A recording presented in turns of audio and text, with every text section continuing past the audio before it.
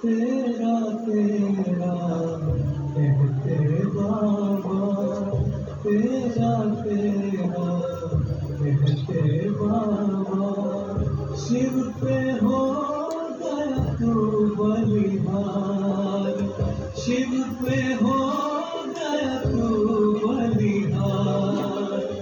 ब्रह्मा तेरे तन मन में, ब्रह्मा तेरे तन मन में, विश्व का किया उद्धार, विश्व का किया उद्धार। तेरा तेरा कहते बाबा, तेरा तेरा कहते बाबा।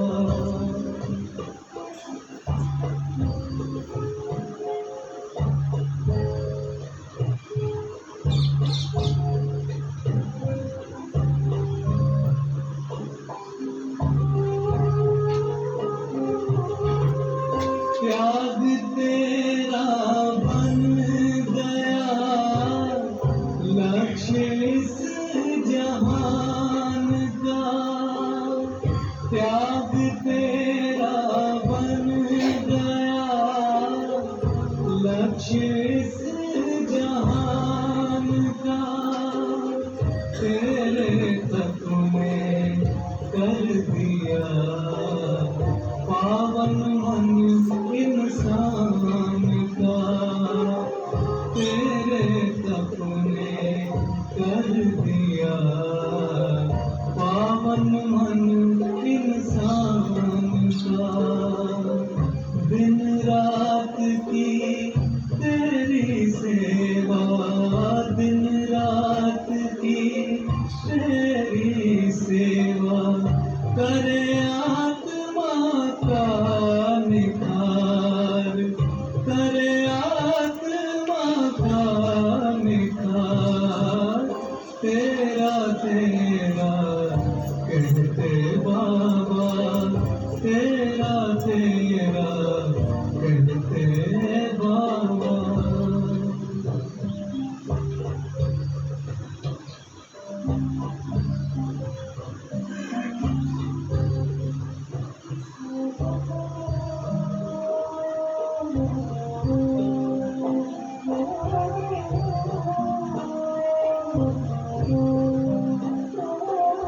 समय शक्ति और संकल्प का तूने दिया जग को दान, समय शक्ति और संकल्प का तूने दिया जग को दान। विश्व सेवा धारी की तेरे कर्मों में पहचान, विश्व सेवादारी की तेरे कर्मों में पहचान। करता है कल्याण जगत का, करता है कल्याण जगत का, शिव लेकर तेरा आधार, शिव लेकर तेरा आधार, तेरा तेरा कहते बाबा, तेरा तेरा कहते बाबा।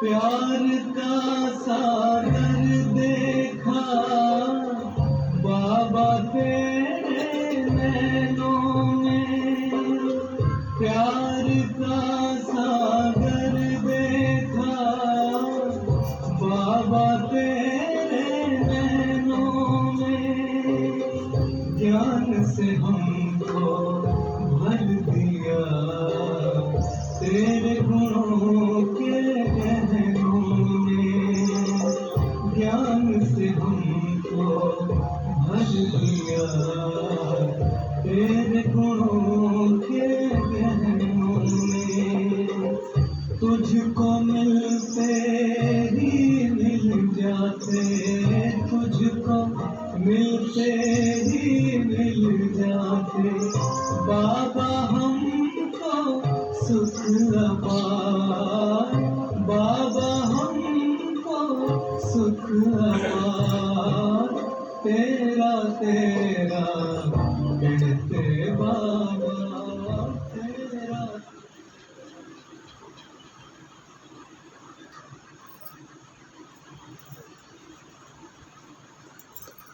दृष्टि से देखा और दृष्टि से देखते हुए बाबा ने आपको वरदान दिया, बच्चे मास्टर रहमदिल भाव। आपका सारा पुरुषार्थ मास्टर रहमदिल के ऊपर बाबा ने कराया। तो मास्टर रहमदिल मानो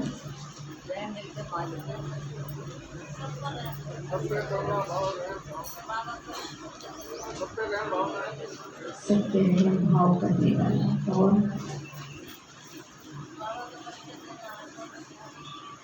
जी बाबा का परिचय देना, बाबा का बच्चा बनाना। तो इसलिए आज बाबा ने बहुत ही प्यारी होली चलाई। हम सबके लिए पुरुषार्थ बहुत सुंदर है, इसलिए सभी अंडरलाइन पॉइंट्स को करते जाइएगा कि क्या क्या बातों पर बाबा हमें वर्तमान समय अटेंशन दिलाना चाहता है। और अब अटेंशन भी नहीं, अब सिर्फ बाबा चाहता है प्रैक्टिकल बन जाओ, ठीक है ना। क्योंकि सुनना सुनाना पॉइंट बहुत हो गया, लेकिन अब पॉइंट बनना है, ठीक है। अब पॉइंट स्वरूप बनना है और पॉइंट बनकर के पॉइंट बाबा के पास चलना है। बस एक ही धुन लगा दो, हमें बाबा के पास जाना है। और उसके लिए जैसा बाबा वैसा मुझे बनना है। साथ ही तभी चलेंगे ना, समान होंगे। जब तक समान नहीं बनेंगे तब तक साथ भी तो नहीं जा सकते हैं। इसलिए हमें बहुत अपने पुरुषार्थ पर अटेंशन देना होगा।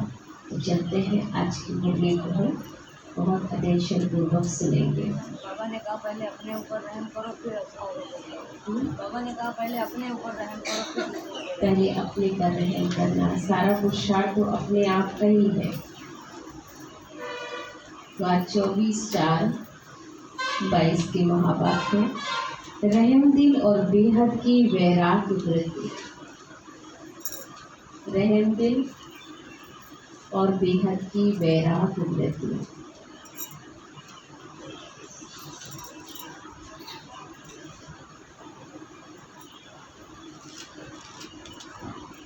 रहमदिल और बेहद की वैराग वृत्ति।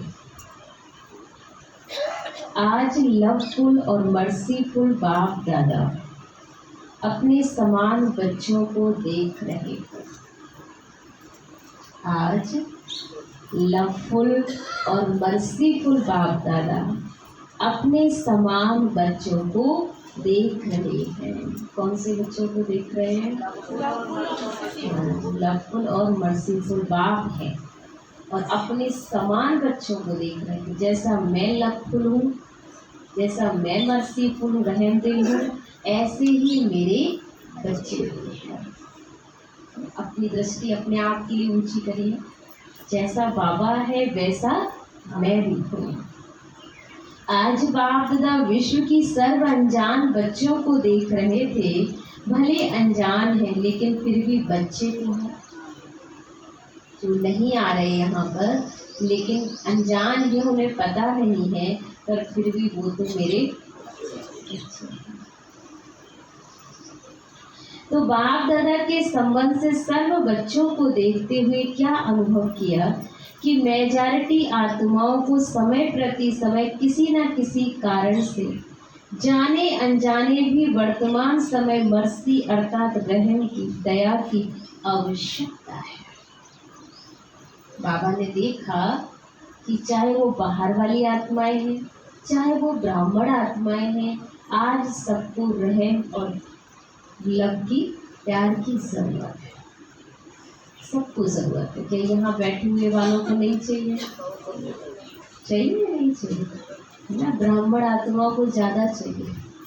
बाहर वालों की अपेक्षा ब्राह्मण आत्माएं प्यार ज़्यादा चाहती हैं, सम्मान ज़्यादा चाहती हैं, खुशी ज़्यादा चाहती है, क्योंकि उनकी चीज़ें उम्मीदें बढ़ गई हैं। अब क्यों बढ़ गई हैं? क्योंकि उन्हें पता है कि आप किस खजाने में हम बैठे हैं और कौन सी आत्माओं के साथ बैठे हैं। उम्मीदें भी ज़्यादा, भाव भी ज़्यादा है। बिल्कुल, इसलिए मेजॉरिटी आत्माओं को समय प्रति समय किसी न किसी कारण से जाने अनजाने भी वर्तमान समय मर्सी अर्थात रहम की, दया की आवश्यकता है और आवश्यकता के कारण ही मर्सीफुल बाप को याद करते रहते हैं। तो चारों ओर की आवश्यकता प्रमाण इस समय रहम दृष्टि की पुकार है। अंडरलाइन करो कि चारों ओर मर्सीफुल माने ऐसी दया करने वाली, रहम करने वाली आत्माओं की इस समय चारों तरफ पुकार है कि हम पर रहम करो। ऐसी पुकार आत्माएं कर रही हैं, क्योंकि एक तो भिन्न भिन्न समस्याओं के कारण अपने मन और बुद्धि को संतुलन न होने के कारण मर्सीफुल बाप को व अपनी अपनी मान्यता वालों को मर्सी के लिए बहुत दुख से, परेशानी से पुकारते रहते हैं। क्योंकि इस समय जो स्थिति चल रही है, ऐसे टाइम पर अपने स्वभाव संस्कारों से आत्मा लड़ रही है, खुद से ही परेशान है, खुद से ही अपने आप से दुखी है। तो ऐसे टाइम पर वो बाबा को भी आह्वान कर रही है कि बाबा हम पर रहम करो। और जो लोग अच्छे हैं, जो थोड़े ऊंचे लेवल पे बैठे हैं, जिनका पुरुषार्थ अच्छा है, उनसे भी दया मांग रही। तो जो धर्म पिता है वो धर्म पिताओं से मर्सी मांग रहे हैं और हमारी उम्मीद अपने बड़ों से है तो हम बड़ों से मांग रहे हैं। पर हर आत्मा की पुकार है मर्सी मर्सी मर्सी। क्या करना चाहिए? दया करनी चाहिए ना। इसलिए देखो, चाहे अनजान आत्माएं बाबा को ना जानने के कारण अपने धर्म पिताओं व गुरुओं को व इष्ट देवों को मर्सीफुल समझकर पुकारते हैं, लेकिन आप सब तो जानते ही हो कि इस समय सिवाय एक बाप रहम आत्मा के किसी भी आत्मा द्वारा मर्सी मिल ही नहीं सकते। भले बाप उन्हों को इच्छा पूर्ण करने के कारण, भावना का फल देने के कारण किसी भी इष्ट को व महान आत्मा को निमित्त बना दे, लेकिन दाता एक है। बहुत ही अच्छी बात है कि भले धर्म पिताओं के पास जा रहे हैं, लोगों के पास जा रहे हैं, पर वहां पर भी जो मिलेगी वो भी देने वाला कौन है? वो भी बाबा ही था। तो वो भावना का फल थोड़ा मिल जाएगा ना। डायरेक्ट आओगे लेने के लिए तो बहुत मिलेगा, इनडायरेक्ट वे में थोड़ा मिलेगा। अब हमारा स्वभाव तो बहुत ऊंचा है, क्योंकि हम भगवान के डायरेक्ट बच्चे हैं, हम डायरेक्ट परमात्मा से वर्षा ले रहे हैं, डायरेक्ट हकदार बन गए हैं, है ना, पूरा पूरा खजाने के खान में ही बैठ गए। इसलिए बाबा ने कहा लेकिन दाता तो आपका बाप ही है ना, इस बात की खुशी आपको होनी चाहिए। कहीं से भी कोई ले रहा है अगर, तो वो भी कौन दे रहा है? वो भी मेरा बाप ही देता है। दाता तो मेरा बाप ही है ना। इसलिए वर्तमान समय के प्रमाण मर्सीफुल बाप बच्चों को भी कहते हैं बाबा के सहयोगी साथी भुजाएं। आप ब्राह्मण बच्चे हो, कौन बैठे हो आप? कौन से ब्राह्मण बच्चे? बाबा की भुजाएं हो, साथी हो। तो जिस चीज की आवश्यकता है वह देने से प्रसन्न हो जाते हो। तो मास्टर मर्सीफुल बने हो, आपके ही भाई बहने हैं, हमें अपने ही भाई बहनों पर रहम करना है ना। अगर किसी का संस्कार टकराता है, किसी का संस्कार अच्छा नहीं है, तो हम आत्माएं क्या करें? उस पर भी रहम करें, क्योंकि ये आत्मा ना अपने संस्कारों से मजबूर है, लेकिन है तो ये हमारी परिवार का मेंबर है। तो चाहे सगे हैं व लगे हैं, लेकिन है तो परिवार के। तो अपने परिवार के अनजान परेशान आत्मा के ऊपर रहम दिल बनो, दिल से रहम आए। विश्व की अनजान आत्माओं के लिए भी रहम चाहिए, और साथ साथ ब्राह्मण परिवार के पुरुषार्थ की तीव्र गति के लिए व उन्नति के लिए भी रहम दिल की आवश्यकता है। चाहे अपना पुरुषार्थ हो, चाहे दूसरों का पुरुषार्थ तीव्र कराना है, दोनों के लिए रहम की भावना बहुत जरूरी है। वो भी दिल का रहम चाहिए। रहम भी करना है तो कौन सा रहम करना? दिल से रहम करो उन पर, दिल से उन्हें माफ करना, दिल से उस पर दया करना। एक दिखावे का रहम करना और एक होता है दिल से करना। तो बाबा ने कहा उन्नति के लिए जब रहम दिल बनते, तो रहम दिल आत्मा को सदा बेहद की वैरागवती स्वतः ही आती है। तो स्व के प्रति भी रहम हो कि मैं कितनी ऊंचे से ऊंचे बाबा की वही आत्मा हूँ, और वही बाप समान बनने की लक्ष्यधारी भी हूँ।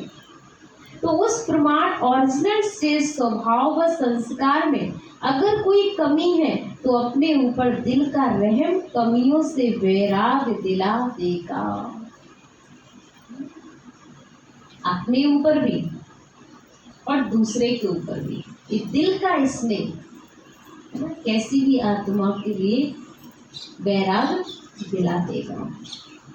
तो ओरिजिनल स्वभाव याद करिए, अपने संस्कार याद करिए कि मैं कितनी महान आत्मा हूँ, ऊंचे से ऊंचे बाबा की बच्ची हूँ, मेरा लक्ष्य कितना ऊंचा है, मैं कितनी उच्च लक्ष्यधारी आत्मा हूँ। तो अपने दिल का रहम कमियों से वैराग दिला देगा।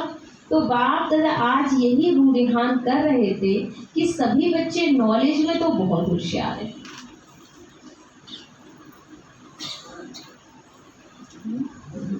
नॉलेज में तो कमी नहीं है। अब तो बाबा के बच्चों को ज्ञान बहुत अच्छा आ गया है, हर बच्चा यहाँ पे ज्ञान सुना सकता है। किसी को भी खड़ा करो, ज्ञान सुना सकते सारे हाथ खड़ा करो भाई, कौन है जो नहीं सुना सकता? सारे सुना सकते। भले हो सकता है स्टेज पे आके ना सुनाओ, लेकिन जब संग सहेलियों में बैठोगे तो बातें तो बाबा की खूब कर लेते हैं, तब तो कर लेंगे, अब तो कह लिया। इसलिए तो बापदा आज यही रूढ़िहान कर रहे थे कि सभी बच्चे नॉलेज में तो बहुत होशियार हो, पॉइंट स्वरूप तो बन गए हो ना, पॉइंट तो बहुत अच्छी याद रहती। किसी को ज्ञान बताना हो, किसी की परिस्थिति में जीत प्राप्त करानी हो, तो बहुत अच्छी पॉइंट्स बता के आते हैं। आपको पता, ऐसा करो ना, बाबा ने ये तो कहा ना, इस समस्या के लिए यूज करो इस पॉइंट को। तो पॉइंट बताना तो बहुत अच्छा आता है, लेकिन हर कमजोरी को जानने की पॉइंट्स है, जानते भी हो कि ये होना चाहिए, ये करना नहीं चाहिए, ये सब जानते हो। यहाँ बैठा हुआ हर बच्चा होशियारों से पता है कि क्या करना चाहिए और क्या नहीं करना चाहिए, उसे सारी समझ है। ये जानते हुए भी पॉइंट स्वरूप बनना और जो कुछ व्यर्थ देखा सुना और अपने से हुआ उसको फुल स्टॉप की पॉइंट लगाना नहीं आता है। तो पॉइंट्स तो हैं, लेकिन पॉइंट स्वरूप बनने के लिए विशेष क्या आवश्यकता है? तो अपने ऊपर रहम, औरों के ऊपर रहम, भक्ति मार्ग में भी सच्चे भक्त होंगे व आप भी सच्चे भक्त बनेंगे।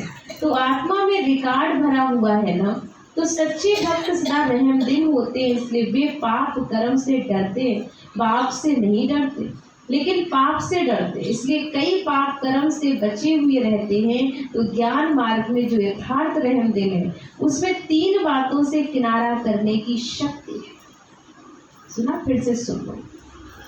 बाबा ने कहा कि भक्ति मार्ग में जो भी सच्चे भक्त होंगे, आप भी सच्चे भक्त बने हो, आत्मा में रिकॉर्ड भरा हुआ है, तो सच्चे भक्त सदा रहमदिल होते हैं, इसलिए वे पाप कर्म से डरते हैं। बाप से नहीं डरते हैं, लेकिन पाप से डरते हैं, इसलिए कई पाप कर्म से बचे हुए रहते हैं, क्योंकि डर के वजह से पाप कर्म नहीं करते हैं। तो ज्ञान मार्ग में भी जो यथार्थ रहमदिल बच्चे हैं ना, उसमें भी 3 बातें हैं। अब वो 3 बातें कौन से? किनारा करने की शक्ति होती, जिसमें रहम नहीं होता, वे समझते जानते हुए वे 3 बातों के परवश बन जाते हैं। और वह 3 बातें बहुत ही सबसे ज्यादा गहरी बातें थी।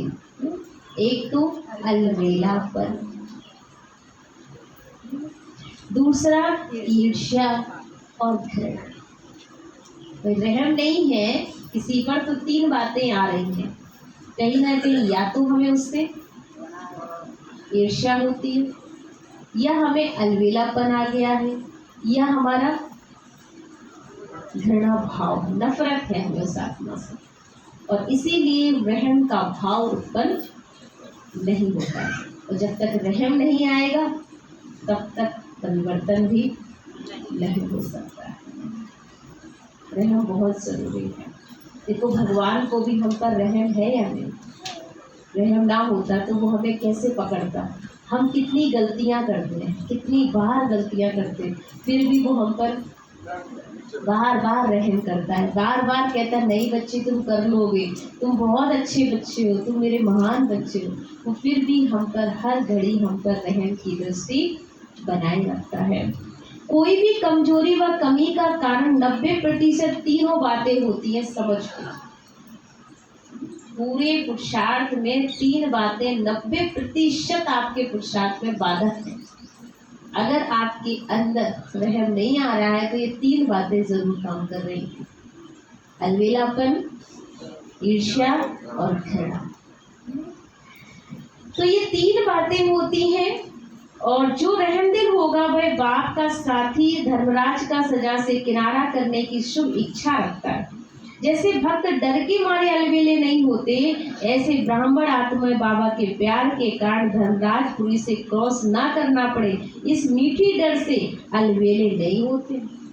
सुना? भक्ति में भी डर था, यहाँ भी डर रखना, और डर अच्छा भी होता कहीं कहीं पर। बिल्कुल ना डर होना भी गड़बड़ है, हमें ढीला कर देता ना पुरुषार्थ। अगर किसी का आपको कोई कहना सुनना ना हो, क्यों स्कूल में बच्चे टीचर से डर के मारे होमवर्क कर लेते हैं, घर में नहीं करेंगे, कहेंगे टीचर डांटेगा, पूछेगा, क्या बताएंगे, इसलिए कर लेते हैं। नहीं, वैसे अलवेलापन भी आ जाएगा, कोई बात नहीं, आज नहीं कल कर लेंगे, अभी नहीं फिर पढ़ लेंगे। लेकिन जहाँ पर उसे पता है कि किसी का ऊपर कोई है, माता पिता घर में होंगे, बच्चे थोड़ी सी गलती करने में सोचेंगे कि नहीं अभी नहीं कर सकते, डर है। तो इस मीठे डर से अलवेले नहीं होते हैं, बाप का प्यार उससे किनारा करा देता, तो अपने दिल का रहम अलवेलापन समाप्त कर देता है। और जब अपने प्रति रहम भावना आती है तो जैसी वृत्ति, जैसी स्मृति, वैसी सर्व ब्राह्मण दृष्टि के प्रति स्वतः ही रहमदिल बनते। यह है यथार्थ ज्ञान युक्त रहम। सुना? फिर से सुनिएगा। इस मीठे डर से अलवेले नहीं होते तो बाबा का प्यार उससे किनारा करा देता है, तो अपने दिल का रहम अलवेलापन समाप्त कर देता है। कौन सा रहम? दिल का रहम। और जब अपने प्रति रहम भावना आती है तो जैसी होगी वृत्ति, वैसी होगी स्मृति और वैसी सर्वब्राह्मण दृष्टि के प्रति स्वतः ही रहमदिल बनते हैं, तो यह है यथार्थ ज्ञान युक्त रहम।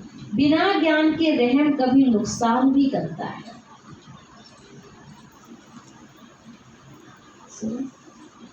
बिना ज्ञान के रहम कभी नुकसान करता है। दुनिया में जैसे ज्ञान समझ नहीं है, बिना समझ के दया करने निकल पड़ो तब भी गड़बड़ हो जाता है, वो दया उल्टा हमारे ऊपर भारी पड़ जाती है। पर ज्ञान के आधार पे हमें रहम करना।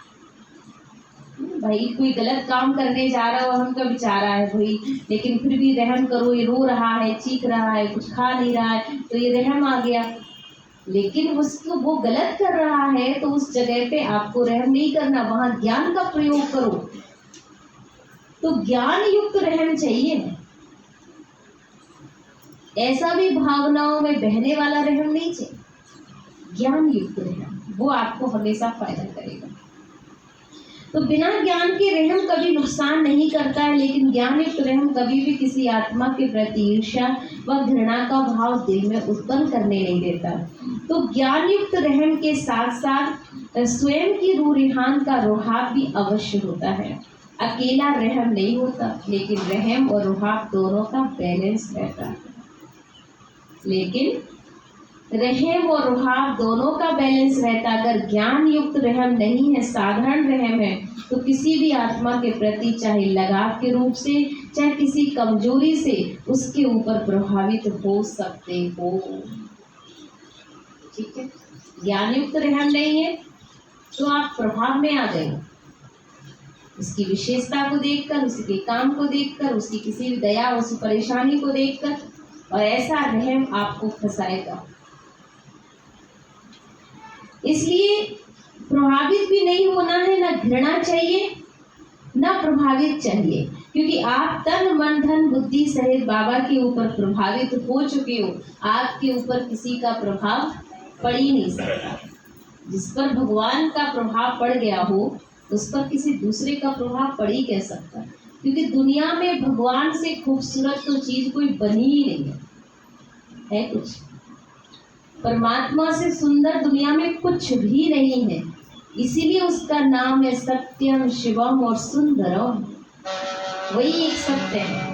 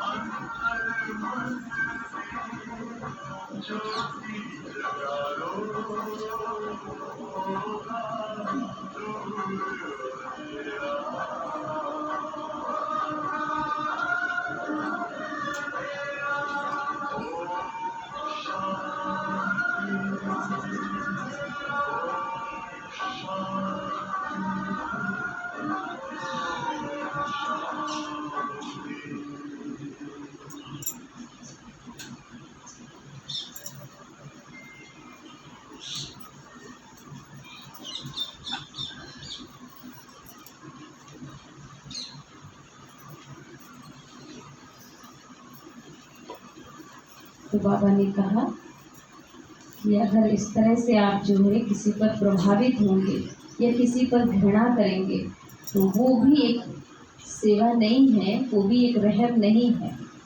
आपने कहा कि भाई हमको किसी से प्रभावित होकर अच्छा लगा तो प्रभावित हो गए, या फिर उसने अच्छा नहीं किया तो फिर घृणा भाव आ गया। तो ना ही हमें किसी में प्रभावित होना है और ना हमें किसी में घृणा रखनी है, पर हमें दिल से उसे रहम की भावना से देखना है। तो ना प्रभावित चाहिए, क्योंकि आप तन मन बुद्धि सहित बाबा के ऊपर प्रभावित हो चुके हो। आपके ऊपर किसी दूसरी आत्मा का प्रभाव पड़ नहीं सकता, क्योंकि स्वयं भगवान को आपने पसंद किया और उसने आपको पसंद किया है। तो इस बीच में कोई दूसरा तीसरा आ नहीं सकता, और भगवान से सुंदर दुनिया में कोई चीज़ बनी नहीं है। सबसे सुंदर अगर कोई है तो वही है। तो दूसरे के ऊपर प्रभावित कैसे हो सकते हो? अगर दूसरे के ऊपर प्रभावित होते हैं तो उसको क्या कहेंगे? दी हुई वस्तु को फिर से स्वयं यूज करना। माने आपने पहले अपना मन बुद्धि सब कुछ बाबा के आगे रख दिया और फिर उसके बाद अपनी मन मर्जी चलाने लगे। तो किसी को दी चीज और फिर उसे आप यूज करना, क्या ये अच्छा संस्कार है? क्या ये ज्ञानी आत्मा की पहचान है? दी हुई चीज कभी भी वापस ली नहीं जाती और उसे आप यूज नहीं कर सकते। कह देंगे आपने तो दान, हमने तो दान दे दिया, और जो हम दे चुके हैं उस चीज को हम अब यूज नहीं कर सकते। कोई भी करे लेकिन हम वापस नहीं लेंगे, क्योंकि हमने दान की है। तो जब हमने अपना मन दे दिया, तन दे दिया, धन दे दिया, श्वास संकल्प सब कुछ बाबा के आगे दे दिया, बाबा मेरा सब कुछ तेरा है, मेरा कुछ भी नहीं है, तो हम कैसे किसी व्यक्ति विशेष वस्तु में हमारा लगाव जुगाव हो सकता है? मेरा तो बस एक शिपा, ऐसी लगन हमें लग जाए तो उसको क्या कहा जाता है? अमानत में ख्यानत है।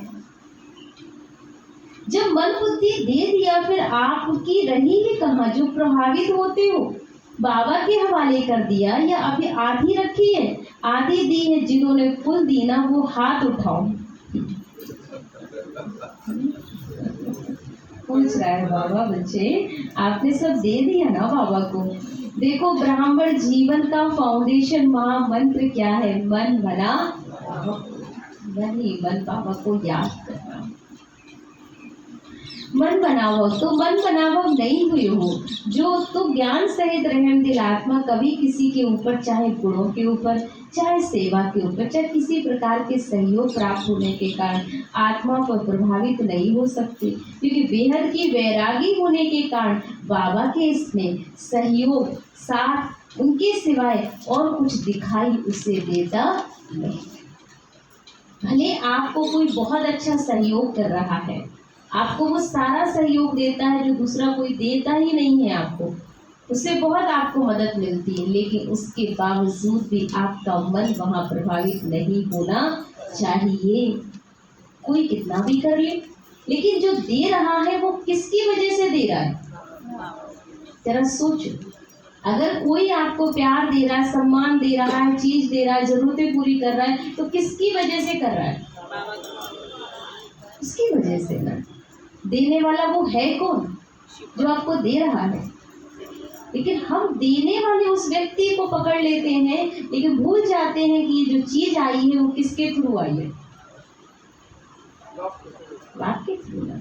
अगर उसके ना बनते तो वो उस व्यक्ति की भी हिम्मत नहीं है जो आपको दे जाता।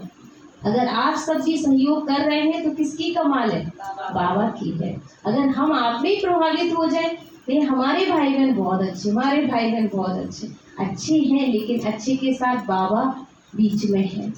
बाबा से योग लगाना है, भाई बहनों से योग नहीं लगाना। बाकी सुभावना रखना, रहम रखना, सबके लिए कल्याण की भावना रखना, एक दूसरे को आगे बढ़ाना, ये हमारा परम कर्तव्य है। लेकिन वो सब कौन दे रहा है? अगर आपको लगे दीदी हमें बहुत अच्छा ज्ञान सुनाती, बहुत अच्छी चीज दे रही, तो दीदी से ही योग लग जाए, दीदी बहुत अच्छी हमारी, तो क्या ये अच्छी बात होगी? ये तो अमानत में खयानत। बाबा ने आपको ये सौगात दी है सेवा के लिए, और आप उस सौगात में ही फंस गए। आप वहीं फंस गए तो भी बाबा कहते हैं ये भी अमानत में खयानत है। इसलिए बाबा ने कहा देखो बच्चे, चाहे आप सहयोग प्राप्त करने के कारण आत्मा पर प्रभावित नहीं हो सकते, क्योंकि बेहद की वैरागी होने के कारण बाबा की इसमें सहयोग साथ इनकी सिवाय कुछ उसको दिखाई नहीं देगा। बुद्धि में आएगा ही नहीं, तुम ही से बैठो, तुम ही संग उठो, तुम ही संग खाओ, तुम ही संग सो, तुम ही संग सेवा करूं। मिला सब कुछ किसकी वजह से? बाबा की वजह से। तो किसके साथ उठना बैठना चाहोगे? बाबा के साथ। तुम्ही से बैठो, तुम्ही से बात करो, तुम्ही संग खाओ, तुम्ही से कर्मयोगी बनो। यही स्मृति सदा उस आत्मा को रहती है। भले कोई श्रेष्ठ आत्मा द्वारा सहयोग मिलता भी है, लेकिन उसका भी दाता कौन है? ना, आपको किसी ने सहयोग दिया तो वो भी दाता कौन? बाबा है ना। तो एक बाबा की तरफ बुद्धि जाएगी ना, सहयोग लो, लेकिन दाता कौन ये भूलना नहीं चाहिए। श्रीमत एक बाबा की, कोई निमित्त आत्मा आपको बाबा की श्रीमत की स्मृति दिलाती है, तो उनकी श्रीमत नहीं कहेंगे, लेकिन बाबा की श्रीमत को फॉलो कर औरों को भी फॉलो कराने के लिए स्मृति दिलाती है। निमित्त आत्माएं, श्रेष्ठ आत्माएं कभी यह नहीं कहेंगी मेरी मत पर चलो, मेरे मत ही श्रेष्ठ मत है, ये नहीं कहेंगे। कोई आत्मा कहती, बहने तो ये नहीं कह सकते हैं निमित्त कि भाई हमारी मत पर चलो, क्या कहते हैं? बाबा की श्रीमत पर चलो। श्रीमत फिर से स्मृति दिलाते हैं, इसको कहते हैं यथार्थ सहयोग लेना और सहयोग देना। दीदी की, दादी की श्रीमत नहीं कहेंगे। किसकी श्रीमत है? बाबा की श्रीमत है। निमित्त बनते हैं, श्रीमत की शक्ति स्मृति दिलाते, इसलिए कोई भी आत्मा के ऊपर प्रभावित नहीं होना है। अगर किसी भी बात में किसी पर भी प्रभावित होते हो, चाहे उसके नाम की महिमा पर, रूप पर व किसी विशेषता पर, तो लगाव के कारण प्रभावित होने के कारण बुद्धि कहाँ न कहाँ अटक जाएगी और आप लटक जाएंगे और फिर आप भटक जाएंगे। क्योंकि जब बुद्धि अटकी तो बीच में लटक गए और फिर रास्ते भटक जाओगे, कुछ नहीं कर पाओगे। इसलिए किसी पर भी प्रभावित नहीं होना है। कारण बुद्धि अटकती है। अगर बुद्धि अटक गई, उड़ती कला हो सकती है क्या? उड़ सकते हो क्या? उड़ ही नहीं सकते हो, अपने ऊपर भी प्रभावित होते हो। इसलिए बाबा कहते हैं अगर बुद्धि अटकती है, अपने ऊपर भी प्रभावित होते, मेरी बहुत अच्छी प्लानिंग बुद्धि है, मेरा ज्ञान बहुत स्पष्ट है, मेरी सेवा बहुत अच्छी है, कोई कर ही नहीं सकता मेरी जैसी सेवा, ये भी अच्छी बात है ना। मेरी बातें बहुत अच्छी हैं, मेरी सेवा बहुत अच्छी है, मेरी योग्यता बहुत अच्छी है, मैं चाहूँ किसी को भी प्रभावित कर लेती हूँ, मैं बहुत अच्छी हूँ, मेरी बुद्धि बहुत अच्छी है। किसकी देन है? बुद्धि अच्छी है, मान लो बुद्धि अच्छी है, ठीक है ना, है सही बात है, लेकिन देन किसकी है? बाबा की दी हुई है ना। तो ये भी अहंकार आ जाना कि मेरी प्लानिंग बहुत अच्छी होती है, मेरा ज्ञान बहुत स्पष्ट होता है, मेरी सेवा और मेरे कोई कर ही नहीं सकता है, मेरी इन्वेंटर बुद्धि है ना, गुणवान हूं मैं।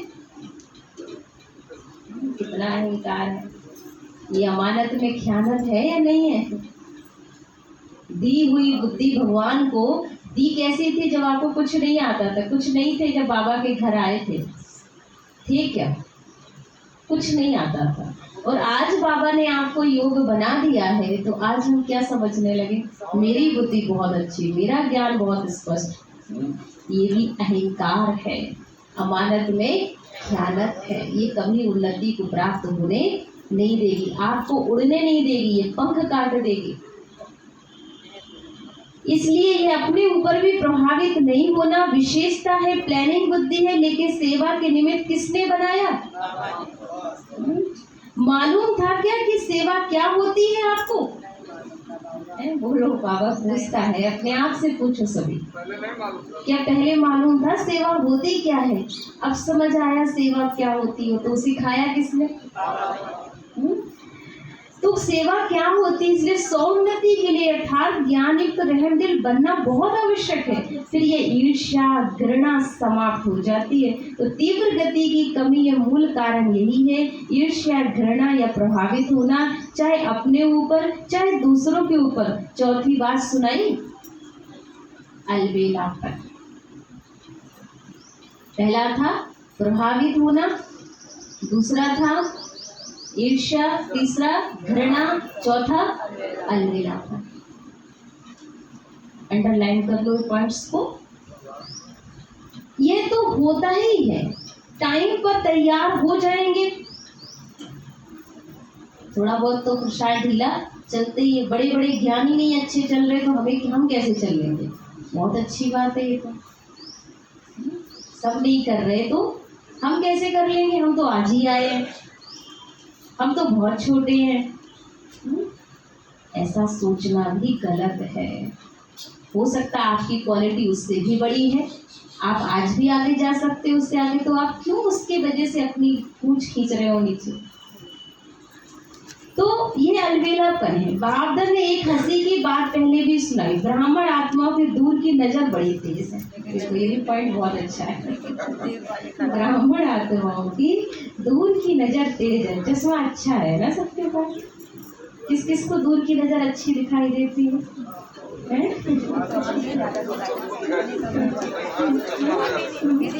मैंने कहा सबकी दूर की नजर बहुत अच्छी है, लेकिन पास की नजर कमजोर है।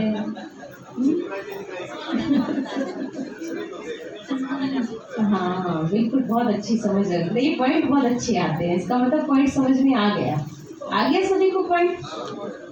क्यों बाबा ने ये बात की समझ में आ गई? अपनी कमजोरी नहीं देखते। हाँ, जिसका मतलब बाबा ने कहा पॉइंट में होशियार हो। पॉइंट में तो सारे बच्चे बहुत होशियार हो। समझ आ गई ना पॉइंट सभी को? तो बाबा ने कहा दूर की नजर बड़ी तेज है, दूसरों की कमियां दूर बैठे उस व्यक्ति की दिखाई दे जाती हैं और अपनी कमी दिखाई नहीं पड़ती। कहती मेरे में कोई कमी है ही कहाँ, कमी तो ये सामने वाले में है, ये सुधर जाए ना तो मैं तो पहले सुधर जाऊं, लेकिन सारा मामला तो इसी का खराब। ठीक है ना? अच्छा सुनो, बहुत अच्छी अच्छी बातें बाबा आज करने वाले हैं आपसे। फिर बाबा आगे कहते हैं, बाबा ने हंसी की बात पहले भी सुनाई, ब्राह्मण आत्मा दूर की नजर बड़ी तेज है, नजदीक की नजर थोड़ी कमजोर, इसलिए दूसरों की कमी जल्दी दिखाई देती और अपनी कमी दिखाई उन्हें देती ही नहीं है। तो रहम की भावना लवफुल भी हो, मर्सीफुल भी हो, इसमें दिल से बैराग आएगा। जिस समय सुनते हो भट्टी होती है, रूढ़िहान होती है, उस समय तो सब समझते हैं ऐसे ही करना है। अल्पकाल का वैराग आता है, दिल का नहीं होता है। वो जो बाबा को अच्छा नहीं लगता उससे दिल से वैराग आना चाहिए। अपने आप को अच्छा नहीं लगता लेकिन बेहद की वैराग वृत्ति हल चलाओ ना, रहमदिल बनो। कई बच्चे बहुत अच्छी अच्छी बातें सुनाते, कहते हैं जब कोई झूठ बोलता है ना, मेरे को बहुत गुस्सा है या नहीं? तो अक्सर सबसे हो जाता है ये तो। नहीं, कोई झूठ बोलता है तो बहुत गुस्सा आती है। लेकिन फिर देखो बाबा ने बड़ी अच्छी बात आगे कही, कोई झूठ बोलता है मुझे बहुत गुस्सा आता है, झूठ पर गुस्सा आता है ना, या कोई गलती करता है तो भी मुझे बहुत गुस्सा आता है। वैसे नहीं आता, किसकी वजह से आ रहा? मैं गलत थोड़ी हूँ, मुझे गुस्सा थोड़ी आता है, ये सब ऐसा करते हैं इसीलिए मुझे गुस्सा आ जाता है। ये भी क्या है? ये भी अच्छी बात है। देखो सुनो आगे और अच्छी बात बाबा ने कही, उसने झूठ बोला तो ठीक है, माने उसने झूठ बोला मानते गलत है, लेकिन उसको रोंग समझते हो और जो आप गुस्सा कर रहे हो क्या वो राइट है? ये भी तो गलती हो गया ना, क्योंकि वो आत्मा भी कमजोर क्योंकि झूठ बोल रही है। लेकिन कई बार हम बच्चे गुस्सा कर रहे हैं तो हम भी तो गलती कर रहे हैं ना, हम भी हाइपर हो रहे हैं, ये भी हमारी कमजोरी है। वो भी कुछ वो गलत है सो है, वो तो मान रहे गलत है वो, लेकिन आपके राइट हो, राइट तो हम भी नहीं है। इसलिए वह राइट है, गुस्सा करते हैं भाई भी ठीक है, राइट है क्या? रोंग को कैसे समझा सकता है? दोनों रोंग, वो गुस्सा वो झूठ बोलता है इसलिए वो गलत है, आप गुस्सा करते हो आप गलत हो, दोनों गलत हो, फिर सही कौन करेगा?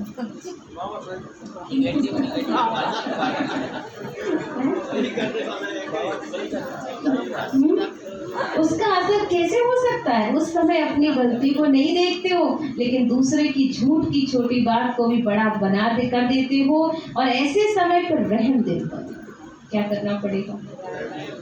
हमें भी रहम दिल बनना पड़ेगा। अपनी प्राप्त हुई बाबा की शक्तियों द्वारा रहम दिल बनो, सहयोग दो। लक्ष्य अच्छा रखते हो, उनको झूठ से बचा रहे हैं। हर एक कहने वाला सोचता तो यही है कि हम तो झूठ से उनको बचाना चाहते, उनका कल्याण चाहते, इसीलिए हम उनको बार बार टोक रहे हैं। लेकिन लक्ष्य अच्छा है, उसके लिए मुबारक हो, लेकिन बाबा भी जब लेकिन कर देता है, लेकिन रिजल्ट क्या निकली? वह भी फेल, आप भी फेल। तो फेल वाले को क्या पास कराएगा? कई फिर समझते हमारी जिम्मेवारी है उसको अच्छा बनाना, आगे बढ़ाना, लेकिन जिम्मेवारी निभाने वाला पहले अपनी जिम्मेवारी उस समय निभा रहे हो या दूसरे को निभाते हो। कई निमित टीचर बनते हैं तो समझते छोटों के लिए हम जिम्मेवार हैं, उनको शिक्षा देनी है, सिखाना है, लेकिन सदैव ये सोचो कि यथार्थ नॉलेज सोर्स ऑफ इनकम होगी। अगर आपने शिक्षक की जिम्मेवारी शिक्षा दी है तो पहले यह देखो कि उस शिक्षा से दूसरे की भी कमाई जमा हुई है। माने आप जो शिक्षा दे रहे हो, पहले तो आपको खुद भी शिक्षक का स्वरूप बनना पड़ेगा, और उसके साथ साथ बाबा ने कहा फिर आपकी भी सोर्स ऑफ इनकम खुद की भी हो और दूसरे की भी हो। क्या शिक्षा देने से ऐसे उस आत्मा का भला हो जाएगा? क्योंकि आप खुद शिक्षा का स्वरूप नहीं बनेंगे तो भी दूसरे पर उसका असर नहीं पड़ेगा। सोर्स ऑफ इनकम हुआ या सोर्स ऑफ गिरावट हुई है, फिर आप जब बोलेंगे गिरावट भी आएगी, स्थितियां खराब होंगी। इसलिए बाप सदा कहते हैं कोई भी कर्म करते हो त्रिकालदर्शी स्थिति में स्थित होकर करो, सिर्फ वर्तमान नहीं देखो, इसने किया इसलिए कहा, लेकिन उसका भविष्य प्रमाण क्या निकलेगा वो सोचो। माने उसने किया, गलत बोला, ठीक है, लेकिन बाबा कहते आपका इससे रिजल्ट क्या आगे होने वाला उसके ऊपर विचार कर ले, इससे क्या हो जाएगा वह भी देखो। जो पास्ट और आदि अनादि स्थिति ब्राह्मण आत्माओं की थी अब भी है और आगे भी रहेगी, उसी प्रमाण है। तीनों काल चेक करो तो समझा बाप दादा क्या चाहते, क्या चाहते? 100 उन्नति। बाबा बस यही चाहते हैं बच्चों की 100 उन्नति हो। ना बाबा दूसरे को ब्लेम कर रहे हैं ना आपको कर रहे हैं, बाबा तो बस यही चाहता बच्चे तुम बदल जाओ। 100 उन्नति तो कहेंगे, लेकिन परिवर्तन क्या लाएंगे? चाहे महारती हो चाहे नए हो, बाप दा की एक ही शुभ आशा है, जितना चाहते हैं उतना अभी हुआ नहीं, रिजल्ट तो सुनाएंगे ना। बाप दा अल्पकाल का वैराग नहीं चाहते हैं, निजी वैराग आए। जो बाबा को अच्छा नहीं लगता वह नहीं करना है, नहीं सोचना है। सुनो, जो बाबा को अच्छा नहीं लगता वो नहीं करना है। इसको बाबदा कहते हैं दिल का प्यार। अभी मिक्स है, अभी दिल का प्यार है, कभी दिमाग का प्यार है। माला का हर एक मड़के के साथ समीप हो, स्नेही हो, प्रगति के लिए सहयोगी हो। इसलिए माला रुकी हुई है, क्योंकि माला तैयार होना अर्थात युगल दाने के समान एक दो के भी समीप स्नेही बनना। पहले 108 की माला बने तब दूसरी बने। बाप दादा बहुत बार माला तैयार करने के लिए बैठते हैं, लेकिन अभी पूरी हुई ही नहीं हुई। मड़का मड़के के समीप तब आता है, अर्थात बाबा उसको प्रोता तभी है जब उस मड़के को 3 सर्टिफिकेट होते हैं। बाबा मड़के को कब प्रोएगा? जब 3 सर्टिफिकेट बच्चा लेकर बाबा के पास आएगा। और वो 3 सर्टिफिकेट कौन से हैं, जो कि बाबा कई बार बता चुके हैं। बाप पसंद, हाँ, ब्राह्मण परिवार पसंद और 100 पसंद। ठीक है, ये 3 पसंद बनोगे तो ही परमिशन मिलेगी मड़का में आने की। तो बाबा ने कहा ब्राह्मण परिवार पसंद, अपने यथार्थ पुरुषार्थ पसंद, तीनों बातें चेक करते हैं तो मड़का हाथ में ही रह जाता है। जब बाबा देखते हैं कि सर्टिफिकेट तीनों लाए हैं तो चलो इनकी माला बना देते हैं बैठकर आज। लेकिन जिस दिन बैठते हैं पता चलता है कि वो सर्टिफिकेट ही नहीं है पूरे। गवर्नमेंट नौकरी दे और उसके लिए आपके पूरे सर्टिफिकेट चेक करती है, भाई सर्टिफिकेट लाओ अपने। और जब वो बैठती है गवर्नमेंट नौकरी देने तो आप देखते हो कि भाई उसमें तो है ही नहीं वो पूरे पेपर। जब पेपर ही कंप्लीट नहीं है तो देते देते भी निकल जाता है। तो बाबा भी सोचता है कई बार बच्चे को आज ना मैं ये लिस्ट में बिठा दूंगा, आज ही मैं ये करूंगा बच्चे के लिए। पता चलता बच्चे के तो पास सर्टिफिकेट लाए नहीं, दो ही लेकर आया, कोई एक ही लेकर आया। अब चाहिए कितने? 3। इसलिए बाबा कहते तीनों बातें चेक करते तो मड़का हाथ में ही रह जाता है, माला में नहीं आता है। तो इस वर्ष कौन सा स्लोगन याद रखेंगे बच्चे? बाप पसंद, प्रभु पसंद और तो यह त्रिमूर्ति बाप और विशेष तीनों संबंध द्वारा 3 सर्टिफिकेट लेना होगा। औरों को भी दिलाने में सहयोगी बनना। माला का समीप मड़का बनना ही है तो सुना 100 उन्नति क्या करनी है। जैसे ब्रह्मा बाबा का फाउंडेशन नंबर 1 परिवर्तन में क्या रहा? बेहद का वैराग। जो बाबा ने कहा वह ब्रह्मा ने किया, इसलिए बिन करके बन गए। अच्छा, बाप ये रिजल्ट देखेंगे, हर एक अपने को देखे, दूसरे को नहीं देखना है। क्या करना है बच्चों? नहीं, एक दूसरे को देखना है, हमें देखना है, अपने को देखना। हाँ, एक दूसरे को नहीं देखना है, हर एक को अपने आप को ही देखना है। तो ये चश्मा कौन सा लगाएंगे? पास वाला लगाएंगे और अपने आप को देखने वाला चश्मा लगाएंगे, क्योंकि दूसरों को देखने का चश्मा ज़्यादा लगाते हैं ना तो वो जल्दी आदत पड़ गई है। दूसरे को नहीं देखेंगे। कई समझते सीजन का आज लास्ट डे है, लेकिन बाप कहते हैं लास्ट नहीं है, माला बनने का फर्स्ट सीजन का दिन है ये। सभी को चांस है, अभी माला के मड़के प्रोए नहीं हैं, फिक्स नहीं हुए हैं तो 3 सर्टिफिकेट लो और प्रो जाओ। जितना प्रत्यक्ष सबूत देने वाले प्रत्येक चेहरे और चलन में देखेंगे उतना फिर से नई रंगत देखेंगे। अगर आप भी वही के वही रहे तो रंगत भी वही की वही रही। इसलिए अपने में नवीनता लाओ, परिवार में तीव्र पुरुषार्थ की नई लहर लाओ, फिर आगे चलकर कितने वंडरफुल नज़ारे देखेंगे।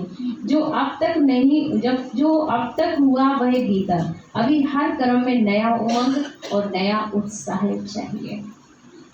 क्या संकल्प करें बाबा के सामने? जो हो गया सो हो गया, ठीक है।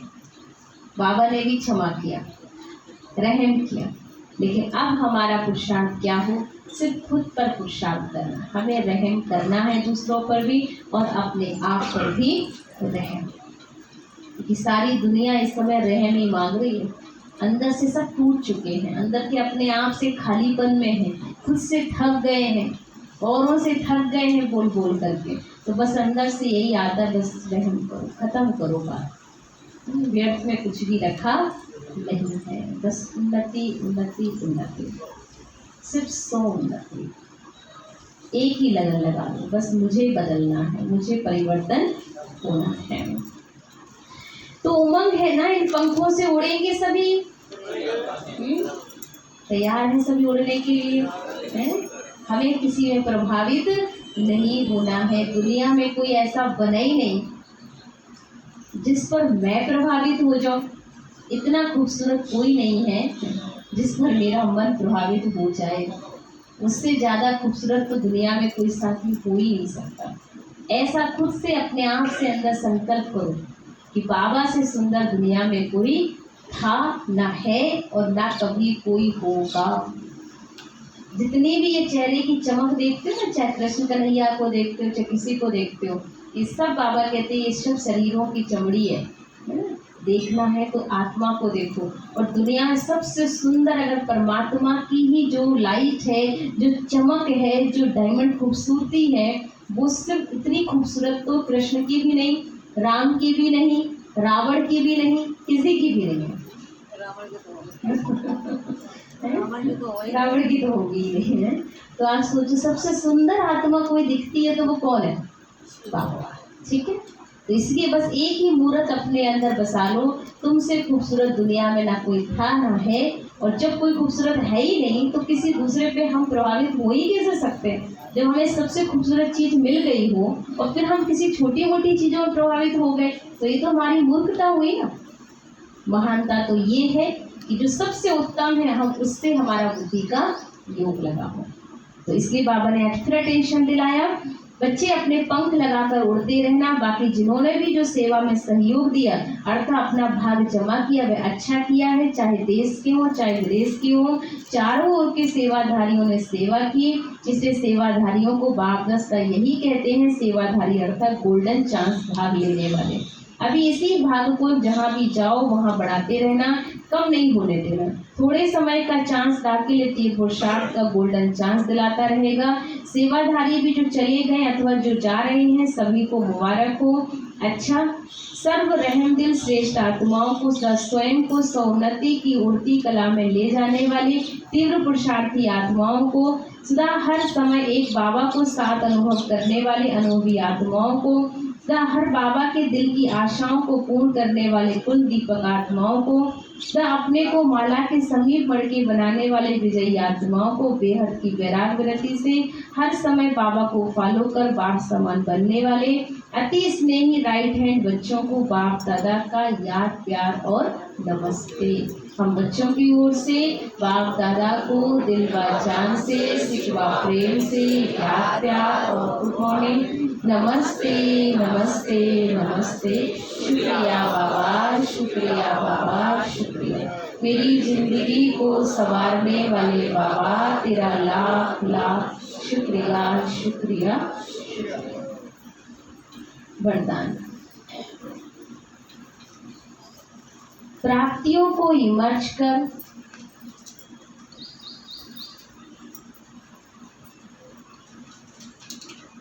प्राप्तियों को इमर्ज कर सदा खुशी की अनुभूति करने वाले,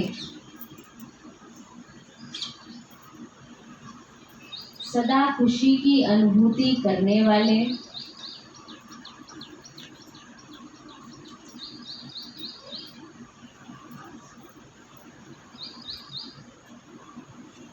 सहज योगी भव,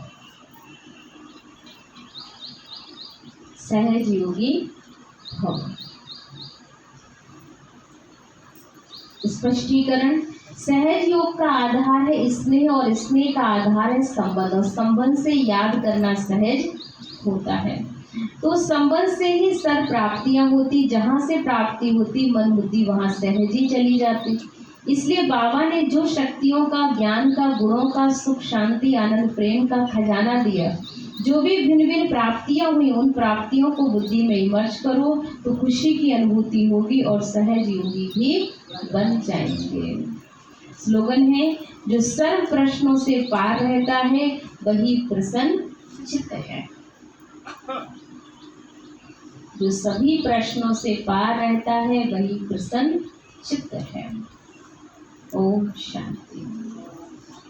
कोई भी प्रश्नों में जाने की दरकार नहीं।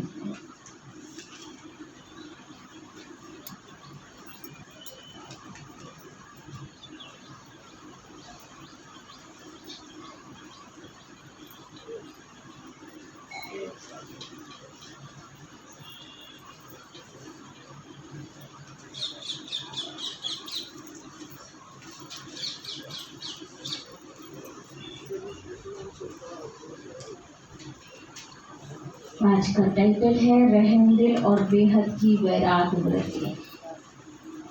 क्या बनना है सब बच्चों को? रहमदिल बनना है, बेहद की वैराग व्रती धारण करनी।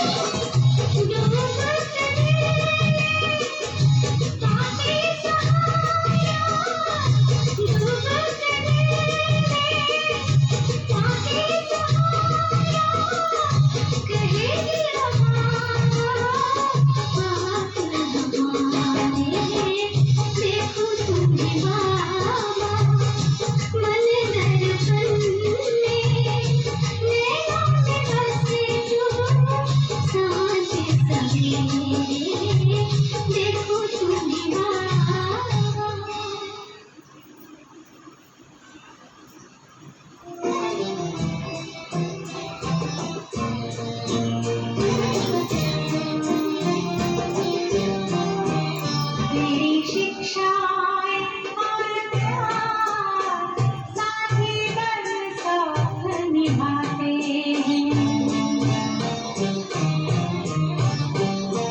मधुबन के वो दिन रात, मधुबन के वो दिन रात, बाबा तेरी याद दिलाते हैं। तेरी शिक्षाएं और प्यार साथी बन साथ निभाते हैं।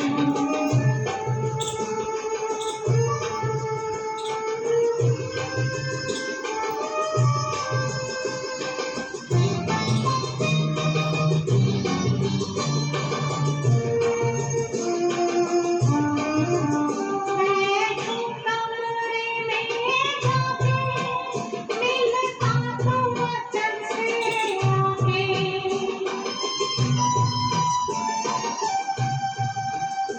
होते हैं निहाले ये नैना, बाबा तुझे सामने पाके।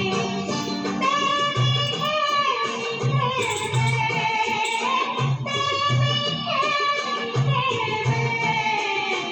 कानों में आज भी आते हैं। तेरी शिक्षाएं और प्यार साथी बन साथ निभाते हैं।